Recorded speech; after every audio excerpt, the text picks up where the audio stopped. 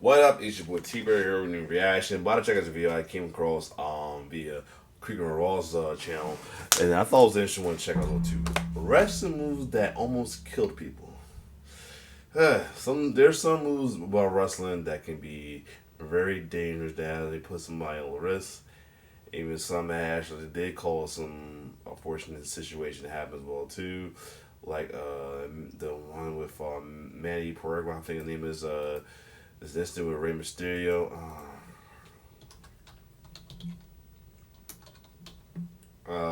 Yeah, Pereira. Yeah, his name is Pereira Agoye.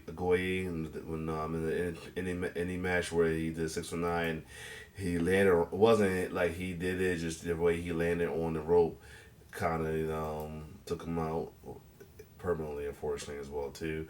But there's moves that I think almost got somebody hurt. You know, the situation with the run power bound with D'Lo Brown and the late great draws that caused draws to be paralyzed for life or anything, and many others. But let's take a look at some of these wrestling moves that almost killed people, almost took them out. Let's get it.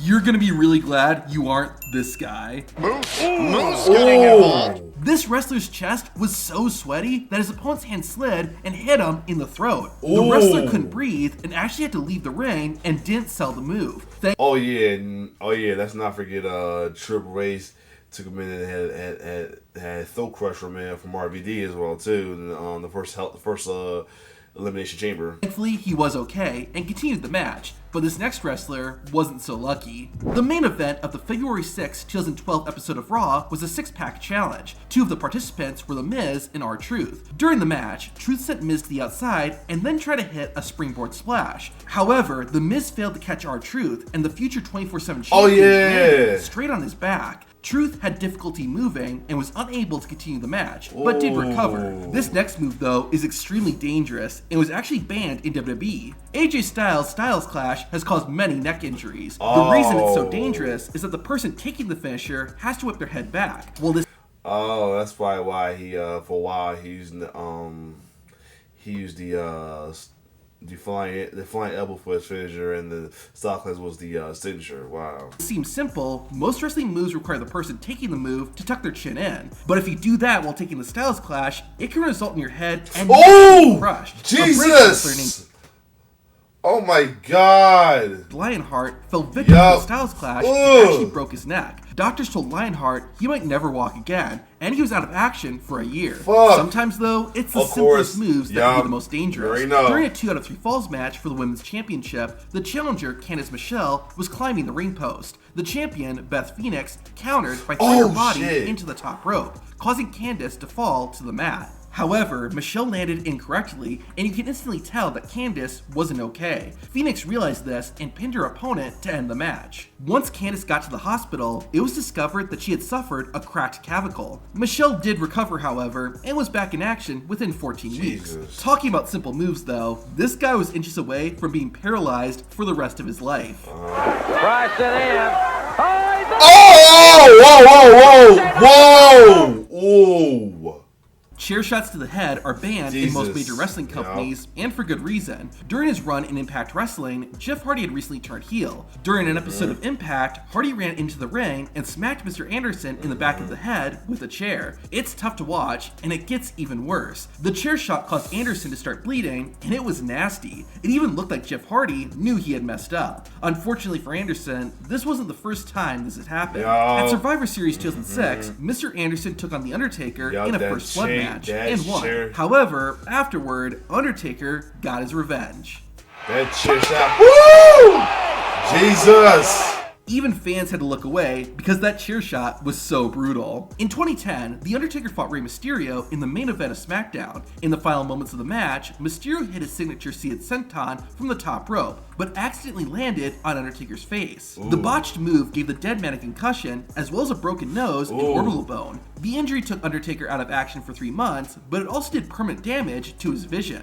And to this day, I still have double vision. So I can look straight and I'm fine, but to look kind of like my peripheral vision, everything becomes opaque. Titus O'Neil's slip-up at the Greatest Royal Rumble is one of the funniest moments in WWE history. However, that doesn't mean Titus was safe. In fact, quite the opposite. O'Neal was inches away from hitting his head on the metal beam that holds up the ring. We don't even need to speculate what could have happened, because it did. During a New Japan Pro Wrestling event, a wrestler named Yoshihashi was running towards the ring and tripped. The fall caused him to hit the metal part of the ring and bust open. While Yoshihashi continued with the show, it was clear he wasn't all there, and the injury actually sidelined him for several months. While this was a pure accident, sometimes a wrestler gets hurt due to someone's carelessness. In an episode of WCW Nitro, the NWO assaulted Macho Man Randy Savage and took him to the ring. Big Show was in charge of carrying Savage, but accidentally fell when standing on the ring steps. Macho Man hit the floor and nearly smacked his head on the ring post on the way down. The landing had to hurt, but luckily Randy wasn't seriously injured, although I'm sure Big Show got in trouble backstage.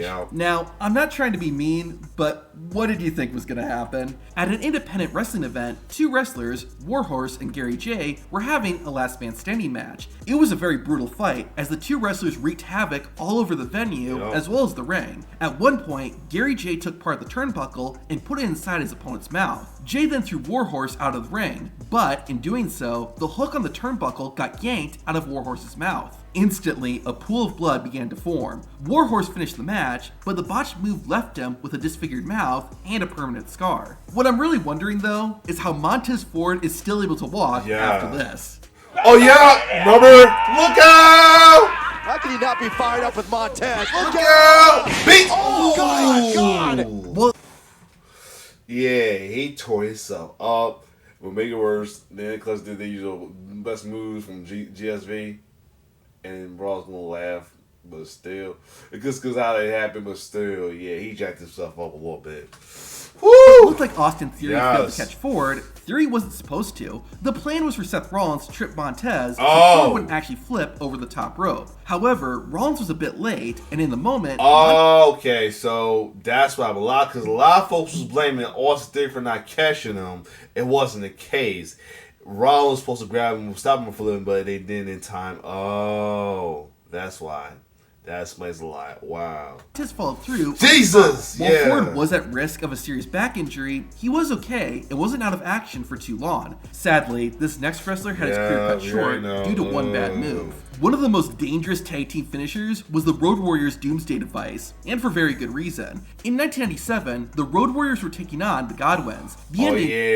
Henry Godwin jacked himself up, It's a Hawk and Animal give the Doomsday Device to Henry Godwin. However, Godwin ended up landing on his neck. The impact caused him to crack his C7 vertebra, and he was out of action for about 2 months. However, doctors actually advised Henry Godwin to take more time off, but the WWE wrestler didn't. This sadly came back to bite him, as about a year later, Godwin re-injured his C7 vertebra. This time, the injury was more severe, and it forced Henry Godwin to retire. Normally in wrestling, though, it's the person who is taking the move that's in the most danger. However, that's not the case with this wrestler's finisher. Once Nikki Bella started focusing on her singles career in WWE, she introduced a new finisher called the Rack Attack. The move saw Nikki place her opponent on her shoulders and then drop down to her knees. It was a good finisher, but unbeknownst to Bella, the Rack Attack was slowly breaking down her neck. Nikki Bella shared that she started experiencing numbness in her toes and feet, and in some cases couldn't move her legs. The pain finally got so bad that Nikki visited a doctor who made a shocking discovery. The diagnosis revealed that Bella's vertebrae had shattered, and this was putting a lot of pressure on her spinal cord. It was so bad, in fact, that the former Divas champion was one bad accident away from paralysis. Thankfully, Bella underwent surgery that not only healed her, but also allowed her to return to the ring. After cashing in Money in the Bank and winning the Raw Women's Championship, Nikki ASH had her first title defense at SummerSlam.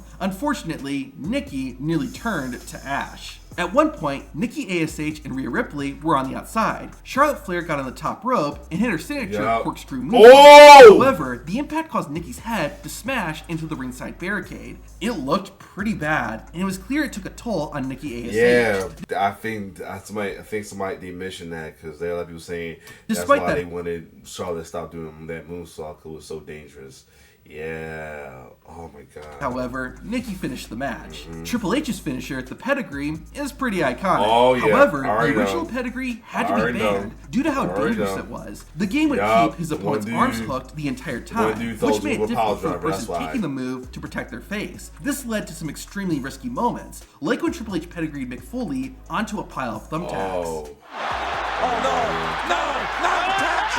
A second pedigree on the thumbtacks. While Foley did walk away okay, not all wrestlers were so lucky. During one match, Triple H was wrestling against an enhancement talent named Marty Garner. Garner wasn't familiar with Triple H's finisher, and thus he took the move incorrectly. The botched finish caused Garner to land on his head and injure his neck. Luckily, it wasn't life-altering, and Garner was eventually able to continue to wrestle. Now, one of the most violent finishing moves in WWE was Randy Orton's punt kick. It actually got permanently banned, and to find out the real reason why, watch the video on screen.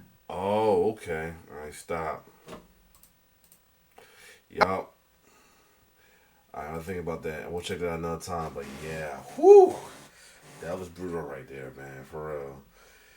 Yeah, man. The stuff folks do just to entertain us is sometimes, regardless of their role in wrestling, you gotta respect it, regardless. But other than that, though, some of them, it was definitely ouch, for real. Other than that, if you like my reaction, like, share, subscribe to my YouTube channel. It's your boy T-Bird signing off. One love.